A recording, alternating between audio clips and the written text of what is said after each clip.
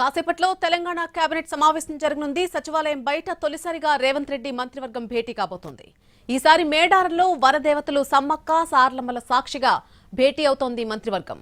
సమ్మక్క సార్లమ్మల సమక్షంలో కీలక నిర్ణయాలు తీసుకోనుంది. సాయంత్రం 5 గంటలకు మేడారం చేరుకుంటారు ముఖ్యమంత్రి. ముందుగా మేడారంలో జరుగుతున్న అభివృద్ధి పనులను పరిశీలిస్తారు. ఆ తర్వాత హరిత హోటల్లో మంత్రివర్గ సమావేశం జరుగుతుంది. మున్సిపల్ ఎన్నికలకు మంత్రివర్గ సమావేశంలో గ్రీన్ సిగ్నల్ ఇవ్వబోతున్నారు. ఇప్పటికే రిజర్వేషన్లు ఖరారు కావడంతో ఎన్నికలు నిర్వహించాల్సిందిగా తెలంగాణ ఎన్నికల కమిషన్ కి సిఫార్సు చేయనుంది మంత్రివర్గం. కేబినెట్ భేటీలో మొత్తంగా 10 అంశాల మీద చర్చ జరగనుంది. మున్సిపాలిటీల్లో ట్రాన్స్జెండర్లను కోఆప్షన్ సభ్యులుగా నియమించే అంశంపై కూడా చర్చించే అవకాశం ఉంది.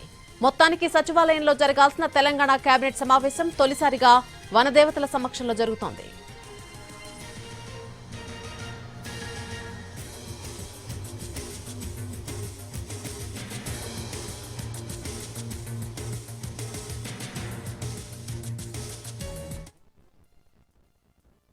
రేట్లోనే పెడతారు. ఇది నాకు తెలిసి చరిత్రలోనే, రాజకీయ చరిత్రలోనే ఎక్కడ కూడా దేశంలో మొత్తంలో ఇది ఫస్ట్ అనుకుంటా అవుట్ ఆఫ్ ద సెక్రటేరియట్ పెట్టడము. ఇది అమ్మవారి సన్నిధిలో పెడుతున్నారు కాబట్టి ఒక మంచి ఆలోచనతోటి మంచి నిర్ణయాలు ఏవైనా తీసుకోవడానికి పెట్టుంటారేమో అని నేను అనుకుంటా. అనేది ప్రజల కోసం పనిచేస్తుంది. ప్రజల ఆశయాలను మనం అర్థం చేసుకొని వాళ్ళ అలవాట్లను కానీ వాళ్ళ ఆశయాలను కానీ వాళ్ళ అభివృద్ధిని కానీ వాటిని మనం గ్రహించి వాళ్లకు సహకరిస్తూ ముందుకు పోవడమే ప్రభుత్వం యొక్క పని. ఈ రోజు వరకు కూడా గిరిజన బిడ్డల సంస్కృతి సాంప్రదాయాలను మనం ఎవరం కూడా ఇంతగా ఇన్వాల్వ్ అవ్వలేదు. రేట్లోనే పెడతారు. ఇది నాకు తెలిసి చరిత్రలోనే, రాజకీయ చరిత్రలోనే ఎక్కడ కూడా దేశంలో మొత్తంలో ఇది ఫస్ట్ అనుకుంటా అవుట్ ఆఫ్ ద సెక్రటేరియట్ పెట్టడము. ఇది అమ్మవారి సన్నిధిలో పెడుతున్నారు కాబట్టి ఒక మంచి ఆలోచనతోటి మంచి నిర్ణయాలు ఏవైనా తీసుకోవడానికి పెట్టుంటారేమో అని నేను అనుకుంటా. అనేది ప్రజల కోసం పనిచేస్తుంది. ప్రజల ఆశయాలను మనం అర్థం చేసుకొని వాళ్ళ అలవాట్లను కానీ వాళ్ళ ఆశయాలను కానీ వాళ్ళ అభివృద్ధిని కానీ వాటిని మనం గ్రహించి వాళ్లకు సహకరిస్తూ ముందుకు పోవడమే ప్రభుత్వం యొక్క పని. ఈ రోజు వరకు కూడా గిరిజన బిడ్డల సంస్కృతి సాంప్రదాయాలను మనం ఎవరం కూడా ఇంతగా ఇన్వాల్వ్ అవ్వలేదు. రేట్లోనే పెడతారు. ఇది నాకు తెలిసి నేను ఫీల్డ్ లో ఉన్నాను అక్కడ.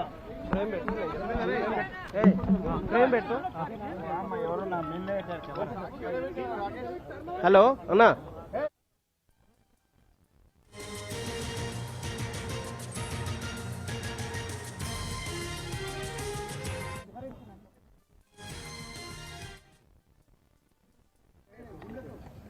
ఈ రోజున క్యాబినెట్ సమావేశం సమ్మక్క సారాలమ్మ సన్నిధిలో ఈ యొక్క క్యాబినెట్ మీటింగు ఏర్పాటు చేసుకోవడం జరిగింది గౌరవ ముఖ్యమంత్రి గారి ఆధ్వర్యంలో. చాలా సంతోషంగా ఉంది, ఆనందంగా ఉంది. ఎందుకంటే యావత్ రాష్ట్ర ప్రభుత్వం మొత్తం కూడా మంత్రులు అధికారులందరూ కూడా ఆ వనదేవతల సమక్షంలో ఈ సమావేశం చేసుకోవడం అనేది ఒక మంచి ఆలోచన గౌరవ ముఖ్యమంత్రి గారు. ఎందుకంటే సమ్మక్క సారాలమ్మ చరిత్ర అందరికి తెలిసిందే. దేవతలే కాదు,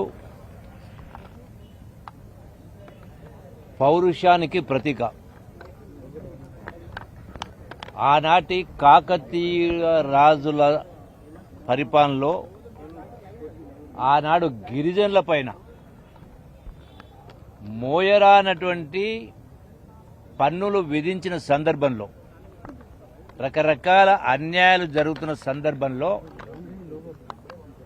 సమ్మక్క సారాలమ్మ, సమ్మక్క కూతురు సారాలమ్మ అంటే మహిళలై ఉండి వీరోచితంగా పోరాటం చేసి అన్యాయాన్ని ఎదిరించి, ధైర్యంగా ఎదిరించి న్యాయం కోసం, వాస్తవం చెప్పాలంటే మహిళా సాధికారికత, మనం ఈనాడైతే మాట్లాడుతున్నామో అంటే ఆనాడే 100 సంవత్సరాల క్రితమే మరి మహిళా సాధికారికతకు వాళ్ళు మరి చూడడం జరిగింది.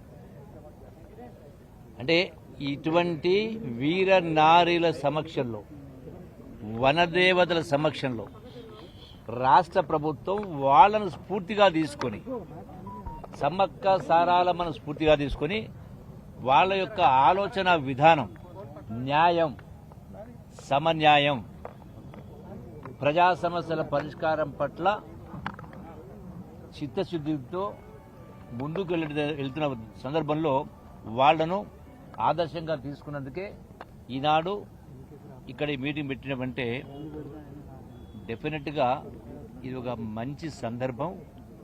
సో కొందరు అనొచ్చు క్యాబినెట్ మీటింగ్ ఏంది, అడవులు పెట్టేది ఏంది. క్యాబినెట్ మీటింగ్ అంటే ప్రభుత్వం అంటే ముఖ్యమంత్రి మంత్రులు ఎక్కడ ఉంటే అక్కడ ప్రభుత్వం ఉన్నట్టు లెక్క. సెక్రటేరియట్లో ఉంటేనే ప్రభుత్వం కాదు. మంత్రి ఎక్కడ ఉంటే అక్కడ ప్రభుత్వం, ముఖ్యమంత్రి ఎక్కడ ఉంటే అక్కడ ప్రభుత్వం.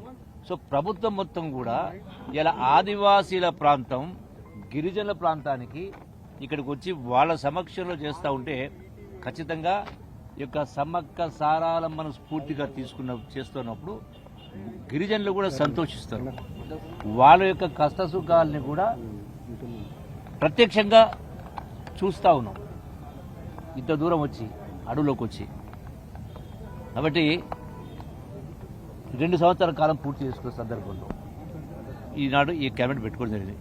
ఇంకా ఈ క్యాబినెట్ మీటింగ్ తర్వాత సమ్మక్క సారాలమ్మలు ఏ లక్ష్యం కోసం, గిరిజనుల అభివృద్ధి కోసం, గిరిజనులకు న్యాయం అందించడం కోసం ఆనాడు ఏ విధంగా అయితే వీరోచితంగా పోరాటం చేసి ఒక స్ఫూర్తినిచ్చింది యావత్ సమాజానికి.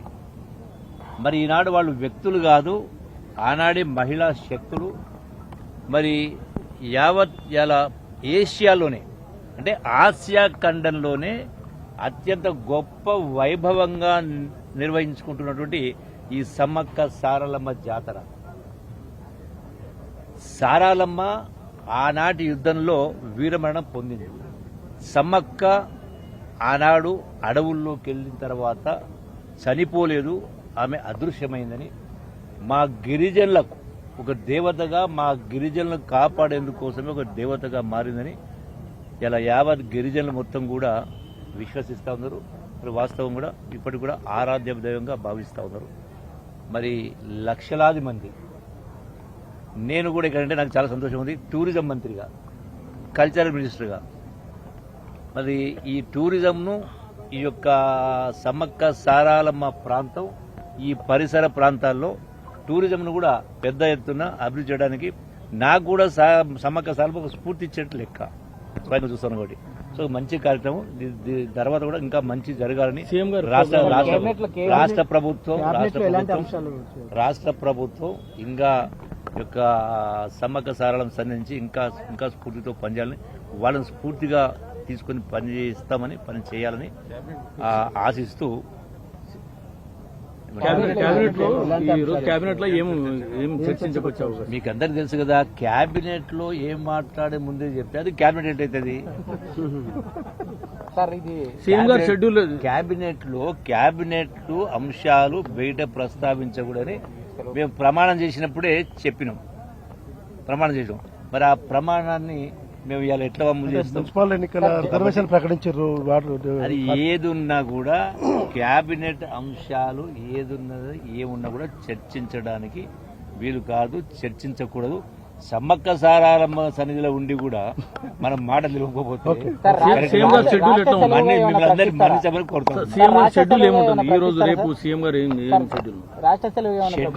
షెడ్యూల్ సీఎం గారు రేపు ఉదయం ఈ యొక్క సమ్మక్క సారాలమ్మ గద్దెలు సందర్శించుకుని అక్కడ ఇనాగ్రేషన్ ప్రారంభోత్సవం చేస్తా ఉన్నారు. ఏదైతే నిర్మాణాలు చేయడం జరిగిందో, వస్తున్నటువంటి సమ్మక్క సారాలమ్మను గౌరవించుకోవడం కోసం ఏ పద్ధతి చేయాలో ఆ విధంగా నిర్మాణాలను చేపట్టేది 3 మాసాల లోపల ఇవన్నీ కూడా చేయడం జరిగింది. కాబట్టి సో దర్శించుకొని వాటిని ఇనాగ్రేషన్ చేసుకుని ప్రారంభోత్సవం చేసుకుని అక్కడి నుంచి దావోస్ వెళ్ళేటువంటి కార్యక్రమం ఉంది పరిశ్రమల ద్వారా. Thank you.